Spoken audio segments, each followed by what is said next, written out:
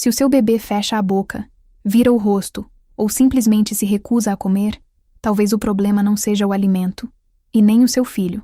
Todos os dias, milhares de mães vivem o mesmo momento. O prato cheio, a expectativa alta, e poucos minutos depois, a frustração silenciosa. A preocupação cresce, a culpa aparece, e aquela pergunta começa a ecoar. O que estou fazendo de errado? Mas existe um erro quase invisível, tão comum que passa despercebido dentro da rotina, e ele pode estar afastando seu bebê da comida sem você perceber. Hoje, você vai entender por que isso acontece, e como transformar a hora das refeições em algo leve, natural e muito mais tranquilo. Antes de qualquer coisa, você precisa ouvir isto com calma. Se o seu bebê não quer comer, isso não significa que você esteja falhando como mãe. A verdade é que a hora da refeição costuma carregar muito mais emoção do que imaginamos. Existe amor, preocupação, medo de que falte algo, e muitas vezes, uma pressão silenciosa para fazer tudo certo. Quando o bebê recusa a comida, é comum surgir ansiedade, comparação com outras crianças e aquela sensação pesada de impotência. Algumas mães começam a insistir mais, outras tentam distrações, e muitas terminam a refeição se sentindo cansadas e culpadas. Mas a recusa alimentar nem sempre é um sinal de problema, e entender isso muda completamente a forma como você enxerga esse momento. Ao longo deste vídeo, você vai descobrir o que realmente acontece por trás dessas recusas e perceber que existe um caminho mais leve, mais respeitoso e muito mais eficaz para construir uma relação saudável com a comida desde cedo. Imagine uma cena que talvez já tenha acontecido na sua casa. Você prepara a comida com carinho, escolhe ingredientes saudáveis, pensa na melhor forma de apresentar o prato e senta esperando que, desta vez, tudo corra bem. Nos primeiros segundos, existe esperança. Mas então o bebê fecha a boca, vira o rosto ou empurra a colher. Você tenta de novo, fala com calma, faz brincadeiras, insiste mais um pouco. O tempo passa, a comida esfria e a tensão começa a crescer sem que ninguém perceba. Aos poucos, aquele momento que deveria ser simples vira uma batalha silenciosa. A mãe fica dividida entre respeitar o bebê e o medo de que ele não esteja comendo o suficiente. Muitas vezes, surgem comentários externos, comparações com outros bebês ou lembranças do que alguém já disse. Se não insistir, ele não come. E sem perceber, a refeição deixa de ser sobre descoberta e passa a ser sobre preocupação. Essa sequência se repete em muitas famílias, dia após dia, criando um ciclo cansativo que parece não ter solução. Mas a chave para entender isso começa justamente na forma como interpretamos essa recusa. Quando um bebê recusa a comida, a interpretação mais comum é pensar que algo está errado. Muitas mães acreditam que ele não gosta de comer, que está ficando fraco ou que existe algum problema maior acontecendo. Esse pensamento surge rápido, quase automático, porque fomos ensinados a associar prato cheio com saúde e prato recusado com risco. Mas na prática, a recusa nem sempre significa rejeição definitiva ou falta de necessidade. Em muitos momentos, o bebê apenas está explorando o mundo no próprio ritmo, aprendendo sabores, texturas e sensações novas. O problema começa quando esse comportamento natural é visto como um sinal de alerta constante. A ansiedade cresce, a insistência aumenta e, sem perceber, toda a energia da refeição muda. O bebê sente essa tensão, mesmo sem entender exatamente o que está acontecendo. E então surge um ciclo. Quanto mais a mãe tenta garantir que ele coma, mais ele resiste. Essa dinâmica cria a impressão de que o bebê é difícil, quando na verdade ele pode estar apenas respondendo ao ambiente. Para compreender isso de verdade, precisamos olhar para o ponto central, o erro silencioso que acontece durante a refeição e que quase ninguém percebe enquanto está tentando acertar. O erro silencioso que tantas mães cometem não é oferecer comida, nem se preocupar com a nutrição do bebê. O erro está em transformar a refeição, sem perceber, em um momento de pressão.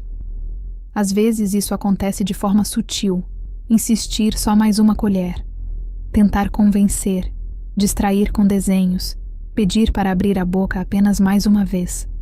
Tudo parece inofensivo, porque vem do cuidado e do amor. Mas, para o bebê, a experiência pode se tornar desconfortável. Em vez de explorar os alimentos com curiosidade, ele passa a sentir que precisa corresponder a uma expectativa. E quando existe pressão, o instinto natural é resistir. Muitos bebês começam a fechar a boca mais cedo, virar o rosto ou brincar com a comida justamente para recuperar algum controle daquela situação. Quanto mais o adulto tenta garantir que ele coma, mais forte fica essa resistência. Sem intenção, a refeição vira uma disputa silenciosa. De um lado, a mãe tentando ajudar. Do outro, o bebê tentando se afirmar.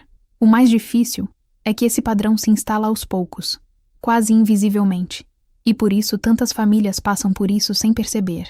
E aqui está algo importante. Não acontece porque a mãe fez algo errado, mas porque ninguém ensinou uma alternativa diferente. Quando entendemos esse mecanismo, tudo começa a fazer sentido. Inclusive por que esse erro é tão comum e porque quase toda mãe, em algum momento, já caiu nele tentando fazer o melhor pelo próprio filho. Se esse erro é tão comum, existe um motivo importante por trás. A maioria das mães não aprende sobre alimentação infantil baseada em autonomia. Elas aprendem observando outras pessoas, ouvindo conselhos da família e repetindo aquilo que sempre foi feito. Frases como, tem que insistir, ele precisa comer tudo, ou, se deixar não come nada, fazem parte da cultura de muitas casas. Além disso, existe uma pressão silenciosa da sociedade. Comparar o apetite dos bebês, seguir expectativas de quantidade e acreditar que comer muito é sempre sinal de saúde. Quando a criança recusa a comida, o medo aparece imediatamente. Medo de que falte nutrientes, medo de julgamento, medo de estar fazendo algo errado. E é nesse momento que a insistência parece uma atitude natural, quase automática.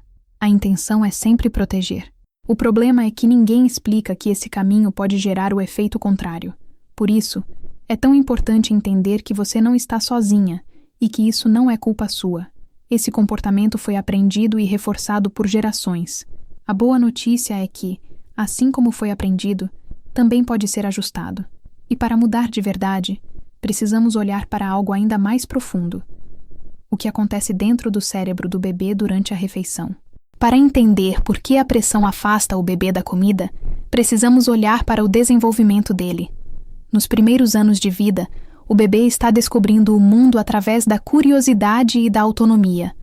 Comer não é apenas ingerir alimento, é tocar, cheirar, observar, experimentar e decidir. Quando ele sente que tem espaço para explorar, o cérebro associa aquele momento a segurança e aprendizado. Mas quando percebe tensão, insistência ou expectativa excessiva, o corpo reage de outra forma. Mesmo sem palavras, o bebê capta o clima emocional da refeição. Se sente que precisa agradar ou que estão tentando controlar seus sinais de fome e saciedade, a tendência natural é recuar. Isso acontece porque o cérebro infantil está aprendendo a reconhecer limites e escolhas. A recusa, muitas vezes, é apenas uma forma de dizer: quero fazer do meu jeito. E quanto mais essa autonomia é respeitada, maior a chance de o interesse pela comida crescer com o tempo. Quando entendemos isso, fica mais fácil perceber que comer bem não começa na quantidade, mas na relação emocional construída durante a refeição. E é justamente por isso que pequenas mudanças na abordagem dos adultos podem transformar completamente a experiência, começando por atitudes simples que fazem o bebê se sentir seguro e respeitado à mesa. Agora que você entende o que acontece por trás da recusa alimentar, fica mais fácil falar sobre o que realmente funciona na prática. O primeiro ponto é criar um ambiente sem pressão. Isso significa oferecer a comida e permitir que o bebê decida quanto quer comer, sem insistência, negociações ou distrações para convencer. Quando a refeição deixa de ser uma obrigação, ela volta a ser um espaço de descoberta. O segundo ponto é a exposição repetida. Muitos bebês precisam ver o mesmo alimento várias vezes antes de aceitar experimentar. Isso é normal e faz parte do processo. Em vez de concluir que ele não gosta, a ideia é continuar oferecendo em momentos diferentes, com calma, sem expectativas rígidas. O terceiro ponto é incentivar a autonomia. Deixar o bebê tocar, segurar, amassar e até fazer bagunça ajuda a construir confiança. Para o adulto pode parecer desordem, mas para o bebê é aprendizado. Aos poucos, ele entende texturas, cheiros e aprende a reconhecer a própria fome. Quando esses pontos se juntam, a refeição começa a mudar naturalmente. A tensão diminui, o bebê se sente respeitado e o interesse pela comida tende a crescer sem pressão. É importante lembrar que essa transformação não acontece de um dia para o outro. Algumas refeições vão continuar difíceis, e tudo bem. O objetivo não é perfeição, mas consistência. Pequenos ajustes repetidos ao longo do tempo criam resultados duradouros, e a maior mudança talvez seja interna.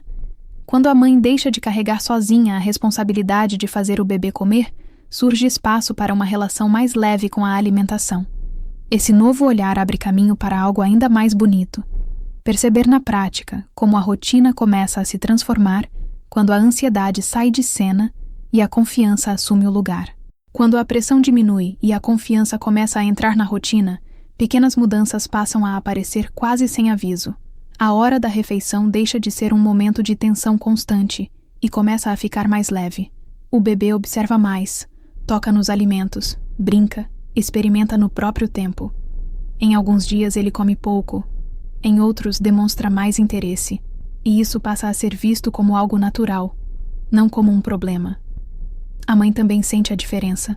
A ansiedade reduz, o medo de falhar perde força, e surge uma nova sensação de tranquilidade. Aos poucos, a refeição volta a ser um momento de conexão, não de cobrança. Essa transformação não significa que tudo será perfeito, ou que nunca mais haverá recusas, mas significa que o ciclo de disputa começa a se desfazer. E é justamente nesse espaço mais calmo que o bebê constrói uma relação saudável com a comida para o futuro. Quando percebemos isso, entendemos que a verdadeira mudança não está em fazer o bebê comer mais rápido, mas em criar um ambiente onde ele queira explorar e aprender naturalmente. Se tem algo que você pode levar deste vídeo, é isto. Seu bebê não está tentando te desafiar, e você não está falhando. A recusa alimentar é mais comum do que parece, e muitas vezes nasce apenas da forma como a refeição acontece. Quando a pressão sai de cena e o respeito ao tempo do bebê entra, tudo começa a mudar, pouco a pouco. Não se trata de perfeição, mas de construir uma relação saudável com a comida desde o início.